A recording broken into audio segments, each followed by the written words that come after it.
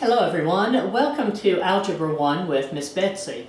Today we are going to be studying how to solve motion problems using two variables rather than just a single variable. I'm using as my text Algebra 1 for Christian Schools. It is published by Bob Jones University Press. I'm referring to the second edition. If that's the same text that you have, I am on page 300 and we are in Chapter 7, Section 7. Now first, before we get started, can you tell me what you would call a smart duck? That's right, you would call him a wisecracker. So let's dive right into this. On page 300 is if you're following along with me. Two cars start toward each other at the same time from towns 612 miles apart, and they pass in 6 hours. One travels 2 miles an hour faster than the other. How fast is each car traveling? Now, if you listen to that great big long problem, you might think, there is no way on this earth that I could possibly come up with how fast the cars are traveling. It says nothing about their speed. So let's just think about what it is that this problem is actually telling us. Now, some of us are visual learners, and if we can see a picture of things, it really helps us understand what's going on. Some of us may not be quite so much visual learners, but with motion problems, distance problems, sometimes it's really helpful to have a sketch that gives us a visual representation of everything that we're learning about and that is being told to us in the problem, even if that's not the way that we typically think. So if you look back into your book, you see that we're actually given quite a few pieces of information. The very first piece of information that we're given is that cars are traveling from two separate towns. And you think, well, big deal. But it is an important piece of information because they could both be leaving from the same town, going different rates of speed. Well, they're not. They're leaving from two different towns, and they are traveling toward one another. So if they're going to travel toward one another, at some point, they're going to meet. Now, our little sketch here makes it look like they're going to crash into each other. Of course, they're not going to crash into each other, but our directional arrows tell us that they are traveling towards each other. What else does it tell us?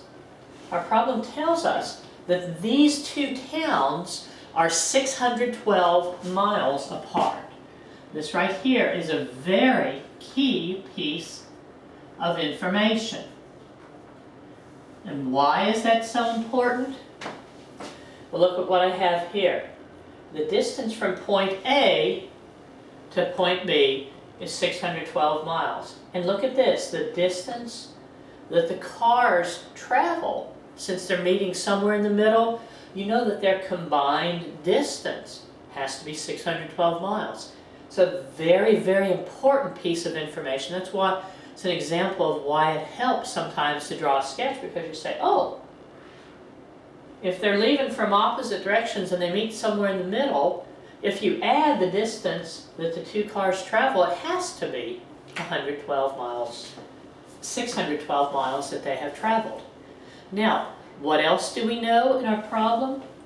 Well, we know that both cars are traveling for 6 hours.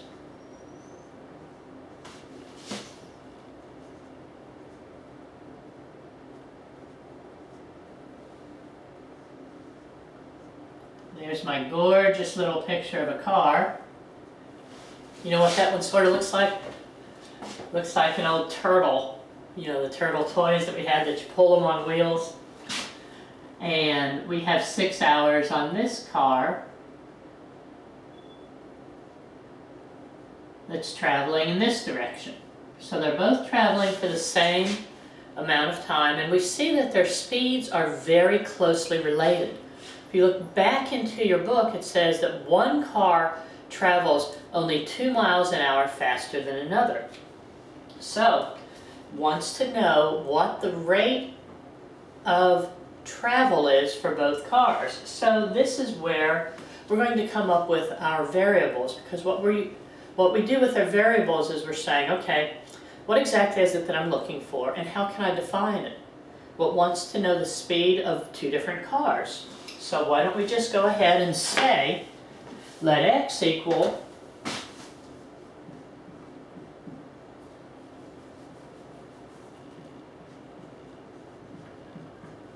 and let y equal. Now what do we want these values, what do we want these variables to represent? Well, wouldn't it make sense for it to be the speed of the first car and the speed of the second car?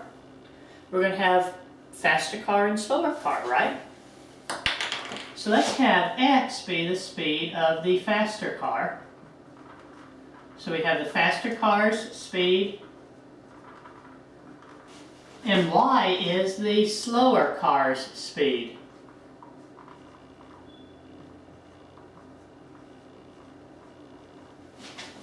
Now we finally have all of our pieces of information. We've got our sketch that shows that they're traveling toward one another, so the total distance that they cover is going to be 612 miles an hour. We see that they're both traveling for the same amount of time, and that while they are traveling nearly the same rate of speed, there's a 2-mile-an-hour differential between them. So the faster car's speed is 2 miles per hour greater than slow car. Now, we also have a relationship that we learned quite a while ago. It says that rate of travel times the time for which you are traveling is equal to the total distance that you travel. So we're going to use that basic formula, create a table, and consolidate the information that we have here. Let's go ahead and do my table here. I'm going to have the faster car, and I'm going to have the slower car, and we're going to be able to come up with pieces of information for both of these vehicles. If I can draw my sketch, we're going to have rate times time is equal to the distance.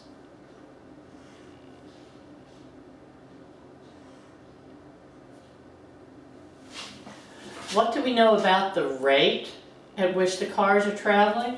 Well, we said that x is the faster car's speed, and y is the slower car's speed. The rate of the fast car is x.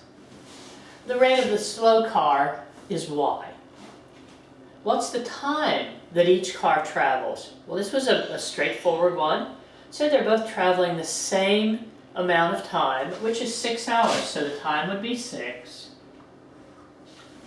What is the distance? Rate times time is equal to distance. So it would be 6x and 6y. So it's a very easy chart to fill in once you understand that you're going to use two variables here, and they're going to represent the rate of both of the cars, of a different car. One represents the fast car, one represents the slower car. Now, our chart's filled in. You're always going to fill in a chart like this for a distance problem, a motion problem, mixture problem, percentage problems. You're always going to do some sort of a chart that will allow you to come up with representations for different important facts that you're going to use in solving that problem. Now, we have two variables, so we have to come up with two equations that we solve simultaneously. And I already told you what the first one was going to be. Way back at the beginning, remember I said, see this picture that we have right here? 612 miles is the total distance. Because the cars are traveling toward one another, their combined distances is going to equal 612 miles. It makes sense. So you have the distance traveled by the fast car, distance by fast car. You know what, I'm really having a hard time writing that this morning, aren't I? So I'll just say it, the distance traveled by the fast car, which is 6x, plus the distance traveled by the slower car, which is 6y, has to equal the total distance. What's the total distance? Total distance is 612 miles. Very first formula. We have two variables, we have to have two formulas. Okay, we've already related the distance together. Well, what did we learn about the faster car speed and the slower car speed? We saw that they were real close to the same, except the faster car's speed was 2 miles an hour greater than the slower car's speed. So, if the faster car's speed is greater, going a little bit faster, how are we going to get those two the same? We could subtract 2 miles from the faster car's speed to bring it down to the same slower speed, or you could increase the second car's speed so that they're both traveling at the same faster speed. That's what we're going to do. We're going to say that the speed of the faster car is equal to the speed of the slower car plus 2 miles an hour. This is totally arbitrary that I decided to say that X was the faster car and that we made the higher speeds equal. You could have said Y was the faster car, you could have subtracted the speed to make the slower speeds equal. This is just what we're choosing to use here. Now we have two equations that we want to solve simultaneously. What's it mean when we solve equations simultaneously? That means that we are looking for, in this particular case, when we have two equations in two variables, we're looking for an ordered pair representing x and y that will satisfy both of these equations at the same time. Look at these two equations and we see that we have something set up that just screams use the substitution method to solve this. Now, why does it just scream that? Well, we already have a representation for x set up in our second equation. So we can say that because we know that x is equal to y plus 2, all we're going to do is substitute that back in to the first equation that we came up with. Instead of using x, we're going to substitute y plus 2. Okay? Now, because I don't have someone videoing me, we're going to erase our picture that we have here so that we can solve our problem, all right? So there goes the picture. There goes the chart. And I am going to go ahead and rewrite these equations for us. We had 6x plus 6y was equal to 612. We had x is equal to y plus 2. To review, we're going to substitute y plus 2 into our original equation instead of the x. So we will now have 6 times the quantity y plus 2 plus 6y is equal to 612. Just a reminder that it's important, it's essential that you have the substitution contained within parentheses so that when you distribute you have 6 times y is 6y plus 6 times 2 is 12.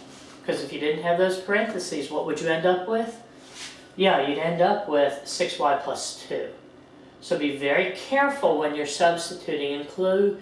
Enclose your substitution within parentheses.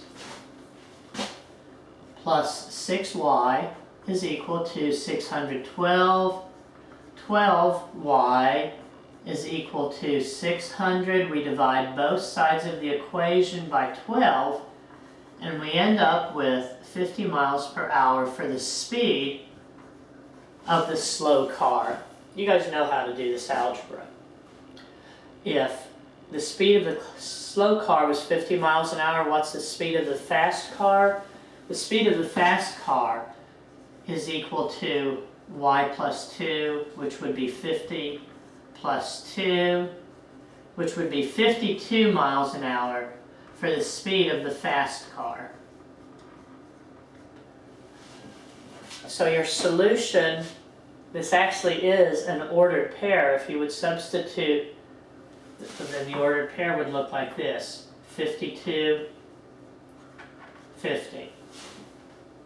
6 times 52, 6 times 50. Does that equal 612? That would be your check. And yes, of course it does. Let me go ahead and show you. 6 times 52 plus 6 times 50. Does that equal 612? 6 times 52 is 312 plus 300.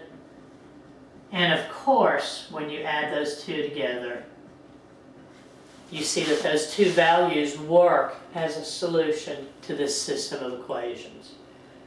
Over a period of travel time of 6 hours, the faster car, even though they're just barely going a little bit faster than the other, drove 12 miles further. Okay, so what's our solution? 50 miles per hour is the speed of the slow car. 52 miles per hour is the speed of the fast car.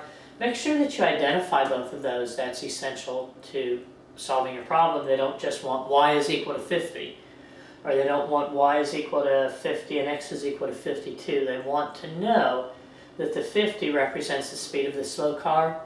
The 52 represents the speed of the faster car. So that's one example for you.